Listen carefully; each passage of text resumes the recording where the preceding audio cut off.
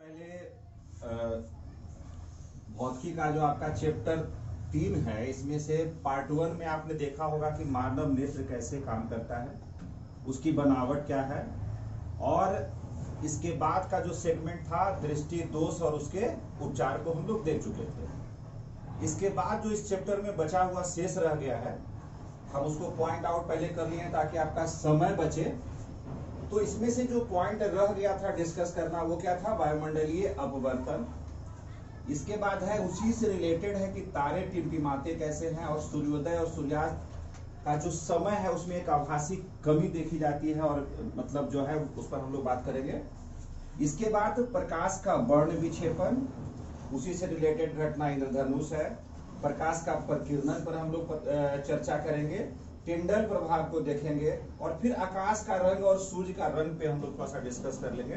तो इस चैप्टर में फिर कुछ और रह नहीं जाता है। तो चलिए बारी बारी से हम लोग आते हैं पॉइंट पे।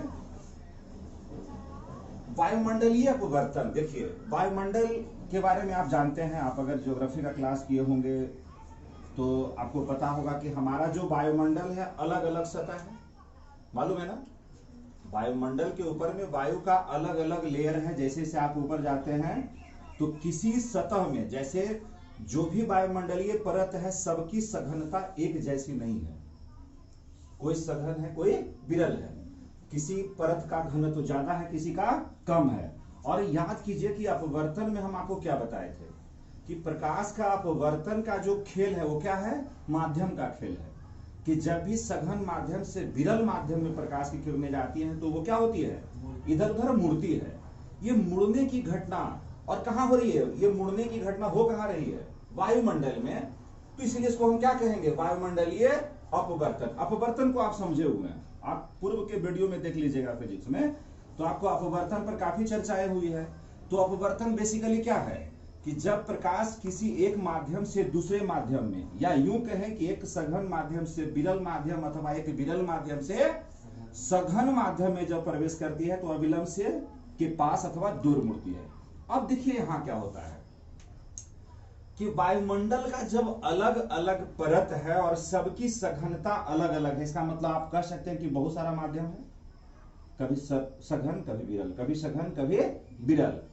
और जब कोई भी आकाशीय पिंड, सूर्य, तारे, ग्रह, ये सब जो भी है आकाश में हमारे जो खगोलीय पिंड है, तो ये क्या होता है कि जब ये अपने मार्ग से चलते हैं, जब तारों में अपना प्रकाश होता है जी, और तारे हमसे बहुत दूर है, बहुत बहुत दूर हैं, तो जब वहां से उसका प्रकाश चला, तो जब उसका प्रकाश चला तो अब वायुमंडल के सारे परत को क्रॉस करेंगे, वो एक ही परत को, सारे परत को क्रॉस करेंगे ना।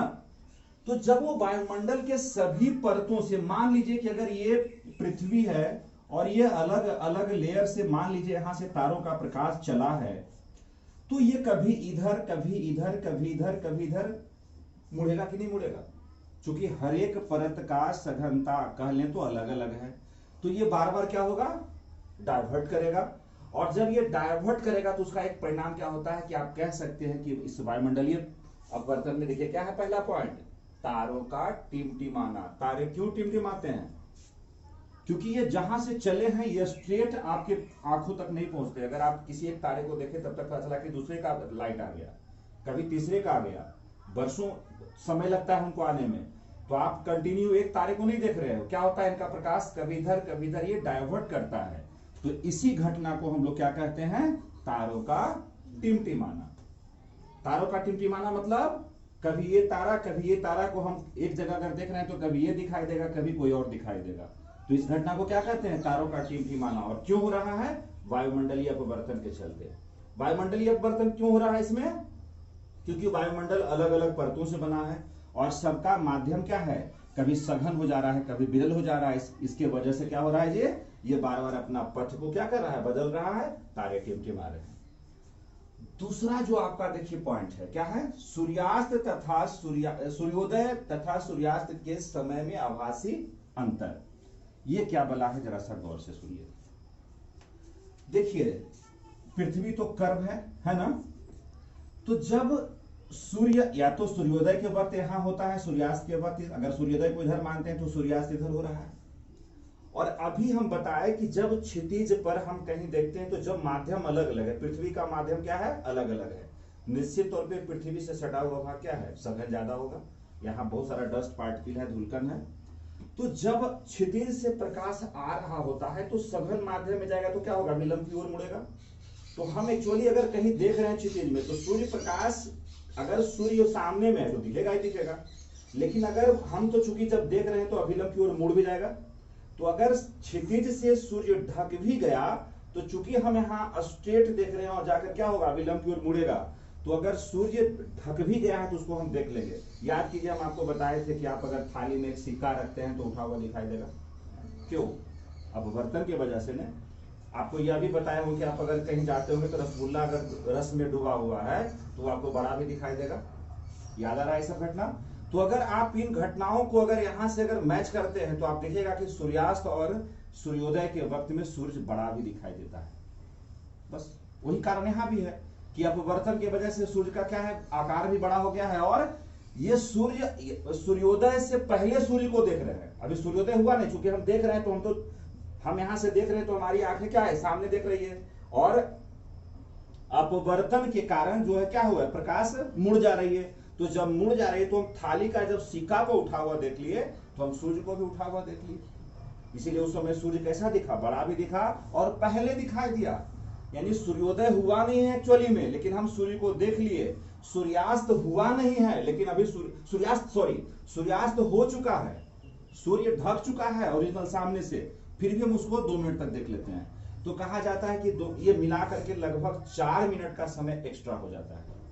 कितना हो जाता है, ये 4 मिनट का वक्त जो है ओरिजिनल सूर्योदय और सूर्यास्त के बीच में 4 मिनट का फर्क है।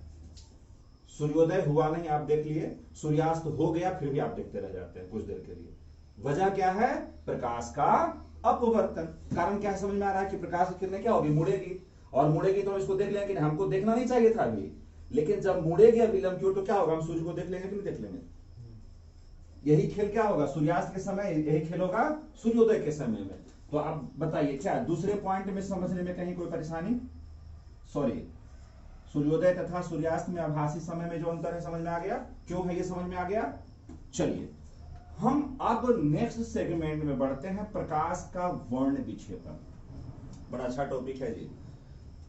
एक्चुअली बहुत कुछ ऐसे हमारे अगल बगल में बहुत सारी घटनाएं होती है, लेकिन हम उसको क्या करते हैं कि बस देख करके, देखिए अब कहीं सेब का पेड़ था, न्यूटन साहब बैठे हुए थे, सेब गिरा, हम लोग दौड़ करके खा लेते।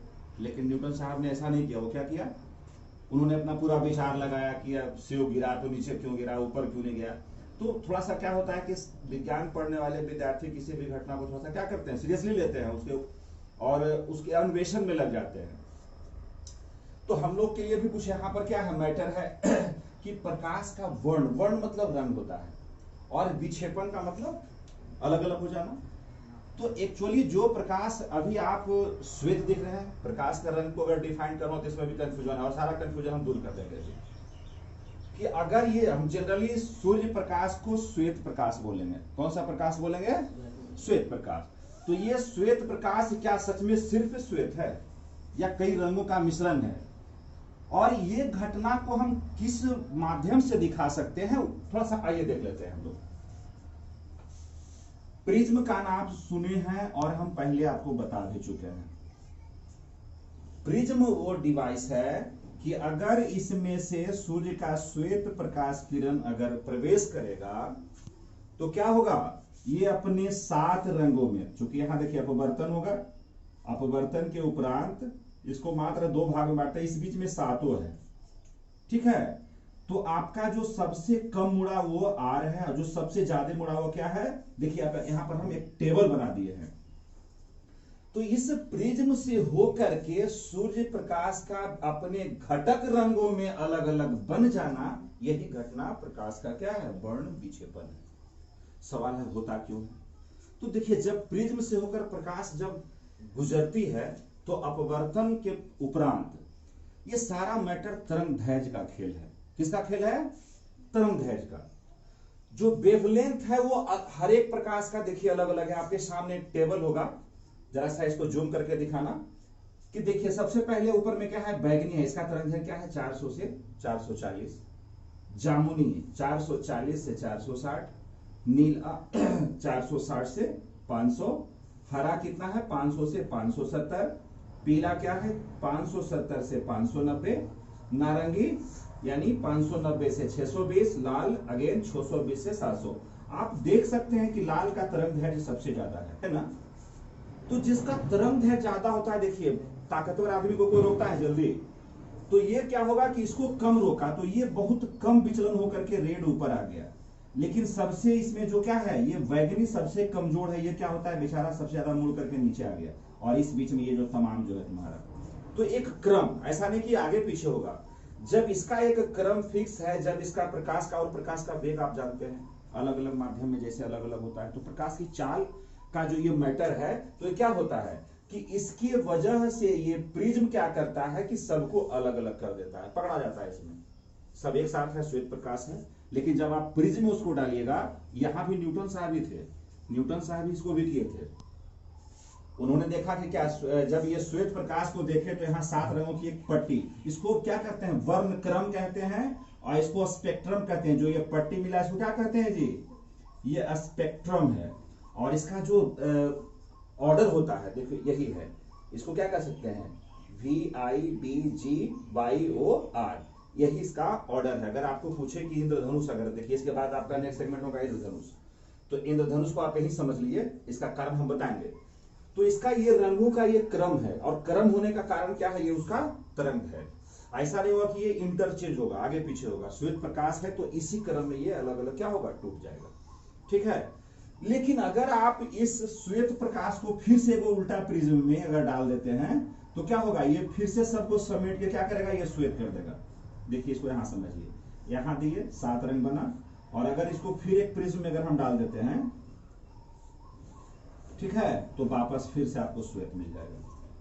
फिर ये 7 रंग अगर जाएंगे तो क्या होंगे, श्वेत। लेकिन अगर आप पार्टिकुलर किसी एक रंग को, मान लीजिए इसमें 7 रंग है, आप किसी एक अगर रेड को इसमें ले जाते हैं, तो रेड ले जाएगा तो रेड ही निकलेगा जी, तब वो श्वेत नहीं करेगा, रेड को रेड ही उसका, फिर अब रेड को क्या बांटेगा ये।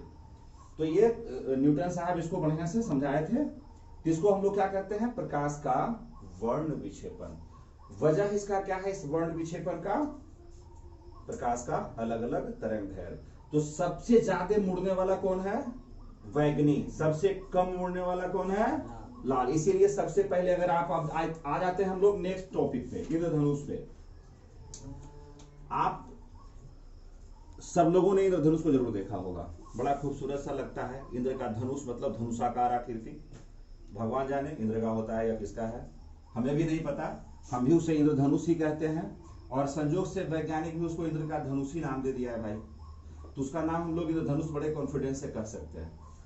लेकिन एक्चुअली ये प्रकाशिक घटना है, अगर विज्ञान के दृष्टिकोण से देखें तो क्या है, ये एक प्रकाशिक घटना है कि जब बरसात के दिनों में, देखिए आजकल आप इंद्रधनुष नहीं देखे होइएगा, ये जब भी होता है, या अगर बारिश की, अगर अभी भी बारिश का अगर समय हो, थोड़ा सा अगर वायुमंडल में हो वर्षा की बूंदे, तो अभी भी हो सकती है। लेकिन एक्चुअली ये कब होता है, जब बरसात का मौसम हो और हमारे बादलों में जल के बूंद लटके होते हैं। क्या होते हैं, उसमें लटके होते हैं। तो होता क्या है ये कि अगर मान लीजिए सुबह का समय है, तो सुबह के समय में सूर्य किधर होता है, पूरब। तो निश्चित तौर पे अगर सुबह का समय रहेगा तो इंद्रधनुष आपको किधर दिखाई देगा, पश्चिम। क्यों, क्योंकि सूर्य का प्रकाश जब उस जल की बूंदों से होकर के क्रॉस करेगी, जैसे प्रिज्म से होकर प्रवेश किया, तो वो प्रकाश किससे होकर के प्रवेश किया, जल के बूंदों से। कभी कभी देखना कि जल का बूंद का जब बुलबुला बनता है तो उसमें भी लाल, ये 7 रंग दिखेगा तुमको। तो जब श्वेत प्रकाश उस जल के कणों से होकर के गुजरते हैं और एक तरफ से क्या हो गया, एक पट्टी बन गया बादल का, तो उसका जो है रिफ्लेक्शन इस तरफ अपोजिट में, चूंकि ये जलीय बूंद है और सूर्य भी गोल है, तो उधर कैसा एक बन जाता है आकृति, एक गोल जैसा आकृति बन जाता है। उसमें जाहिर है वही क्रम होगा जो अभी बता रहे थे, ऊपर से रेड और नीचे से ब्लू। हालांकि 7 रंग पूरा एग्जैक्टली अलग अलग नहीं दिखेगा, लेकिन आपको मोटा मोटी सब दिख जाएगा। ऊपर में रेड दिख ही जाएगा, नीचे में वायलेट आपको क्या होगा, वो आपको दिख ही जाएगा। तो इसको हम क्या कहते हैं, इंद्रधनुष। इंद्रधनुष, हाँ, अगर यही इंद्रधनुष आप अगर शाम का वक्त लीजिएगा, तो शाम के वक्त में सूर्य किधर होता है, पश्चिम में। तो हमेशा शाम को आप किधर देखिएगा इंद्रधनुष को, पूरब में। तो शाम के वक्त में इंद्रधनुष किधर दिखेगा? शाम के वक्त पूरब में, और सुबह का वक्त होगा तो किधर दिखेगा? कारण क्या है? वहां भी वर्ण विक्षेपण जैसी ही घटना हो रही है, लेकिन वहां जल की बूंदों के कारण हो रहा है। तो चलिए, इसमें ज्यादा कुछ समझना नहीं है। वैसे थोड़ा सा अगर आप टेक्स्ट बुक को पढ़ते हैं, कुछ और छोटी चीजें रह जाती है तो आप उसको देख सकते हैं। चलिए, अब जो मेरा नेक्स्ट सेगमेंट है प्रकाश का प्रकीर्णन, बड़ा इंपॉर्टेंट है।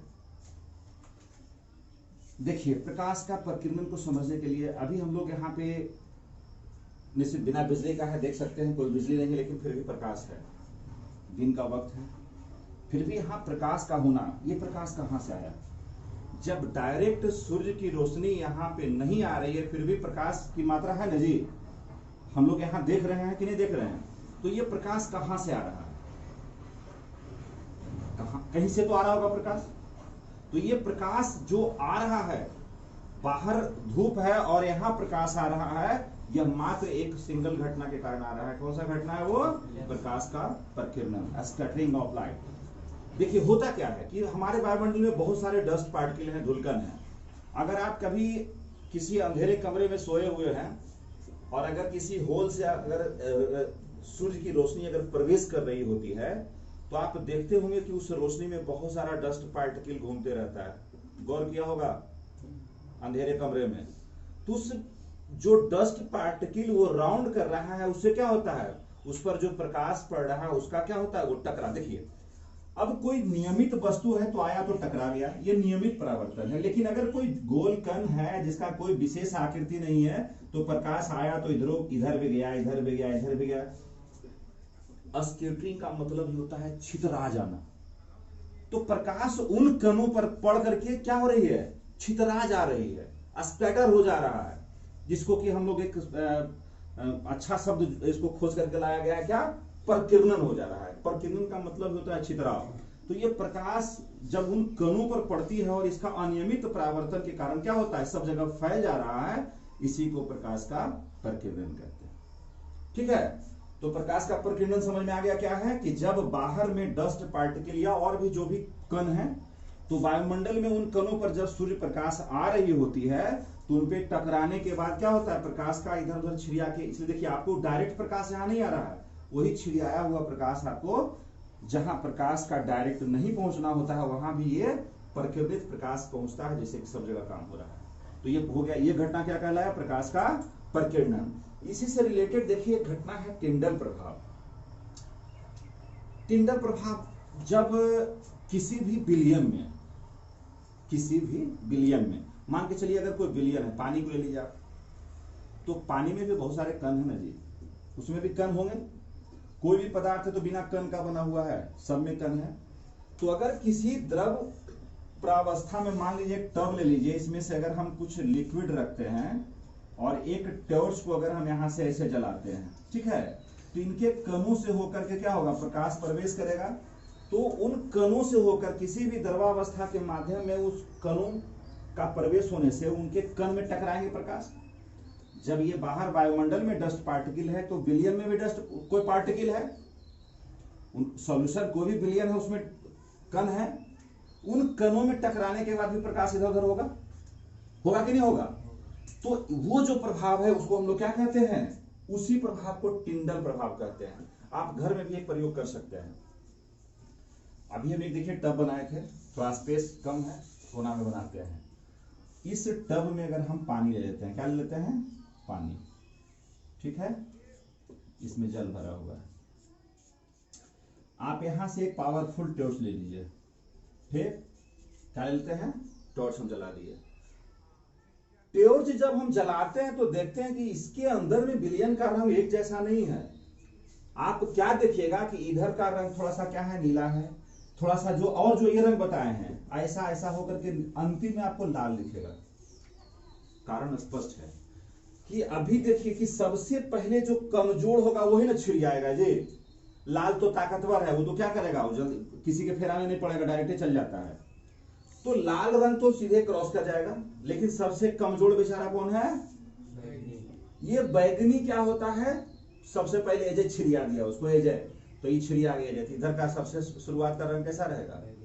इसमें अगर और बढ़िया से देखना है तो 2-4-10 बूंद इसमें दूध डाल देना। क्या डाल देना?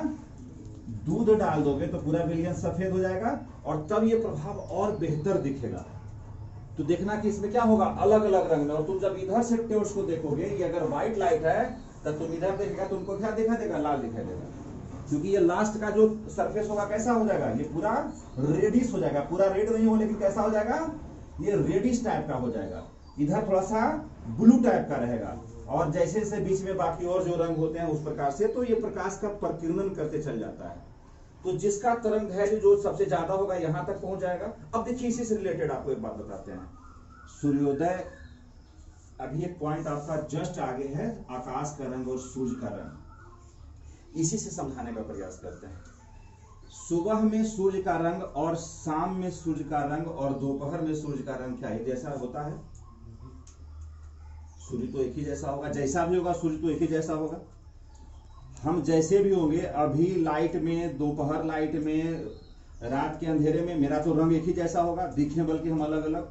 तो मेरा एक रंग है, लेकिन अगर अलग अलग स्रोत में जाए तो मेरा रंग अगर बदल जाता है तो मेरा रंग बदल गया कि कहीं कुछ लाइट इफेक्ट अलग हो गया। तो सूर्य वही है, लेकिन सुबह शाम ये कैसा दिखता है? रक्ताभ। ये प्रश्न भी आता है बार बार कि सुबह और शाम का सूर्य रक्ताभ क्यों दिखाई देता है? स्पष्ट है, देखिए ना। अब सुबह शाम देखिए सूर्य क्या होता है? क्षैतिज पर आ जाता है। और बता दिए कि ये सबसे जो पृथ्वी का जो सबसे क्लोज एरिया है, नजदीक एरिया, इसमें ज्यादा रस है, यानी इसमें सघन ज्यादा है, तो प्रकीर्णन ज्यादा होगा। तो प्रकीर्णन किसका ज्यादा होगा? बैगनी। और अन्य सबसे कम या नहीं के बराबर किसका होगा? रेड का। तो रेड तो आ रहा है, उसको कोई तंग नहीं किया, ताकतवर है, बाकी सब बेचारा रास्ते में भटक के रह गया। तो जब वो सातों में से आया कौन मेरे आंख तक? लाल आया। तो सूर्य कैसा दिखेगा? जब रेड ही आया, बाकी सबका क्या हो गया? प्रकीर्णन। और बाकी सबका प्रकीर्णन हो गया, इसीलिए क्या हो गया? आकाश का रंग नीला होता है। क्योंकि सबसे ज्यादा प्रकीर्णन किसका होगा? सबसे ज्यादा छिड़ियाएगा कौन? बैगनी। तो बैगनी और बाकी अन्य रंग मिल करके कैसे होते हैं? आसमान का रंग कैसा हो जाता है? नीला। क्योंकि नीला का प्रकीर्णन ज्यादा हो रहा है और रेड का कम हो रहा है, इसलिए सूर्य सुबह और शाम कैसा दिख रहा है? लाल। क्या क्लियर हुआ कि सुबह और शाम अगर पूछे कि सूर्य का लाल रंग का दिखने का रहस्य क्या हो गया? कि बाकी, चूंकि सूर्य जो है 7 रंगों का मिश्रण है, 7 रंगों में आपने सबका तरंग दैर्घ्य देखा, तो ये रेड का प्रकीर्णन नहीं होता है।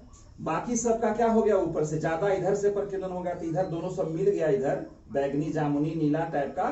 तो कह सकते हैं कि आसमान का रंग कैसा होता है? नीला होता है। क्यों होता है? मालूम हो गया? क्योंकि ये छिड़िया गए, छिड़ियाने वाले में जाते रहेंगे और ये ज्यादा आएंगे, तो पीला, नारंगी, लाल मिलके वो येलो टाइप का रंग दिखता है सूर्य का। पूरा रेड भी नहीं होगा, एक येलोइश होगा, ठीक ना। तो ये सब मिल करके जो है, ये इनका प्रकीर्णन कम होता है, ये आ जाते हैं डायरेक्ट। और यही वजह होता है कि जो रेड सिग्नल में रेड लाइट का इस्तेमाल होने का कारण भी यही है कि बाकी और लाइट होगा, अगर दूर से बोलो ड्राइवर को क्या हो जाएगा? अगर कहीं रस ज्यादा रहा, धुलकन उड़ते रह गया, तो रेड के अलावा बाकी दिखाई देगा बढ़िया से, उसका प्रकीर्णन हो जाएगा। लेकिन रेड का प्रकीर्णन नहीं होता, इसलिए सिग्नल में किसका इस्तेमाल होता है? रेड लाइट का, ठीक है। तो हमको लग रहा है कि इस चैप्टर में आपके लिए कुछ और छूटा नहीं है। एक बार आप ओरिजिनल टेक्स्ट बुक से उसको आप एक बार रीडिंग दे दीजिएगा, सारे चीजें एक जगह हो जाएंगी और आपको बेहतर समझ में आएगा। और अगर कहीं परेशानी होती है तो आप हमसे फिर से, आप कमेंट के जरिए या फोन कॉल के जरिए आप हमसे फिर से संपर्क कर सकते हैं।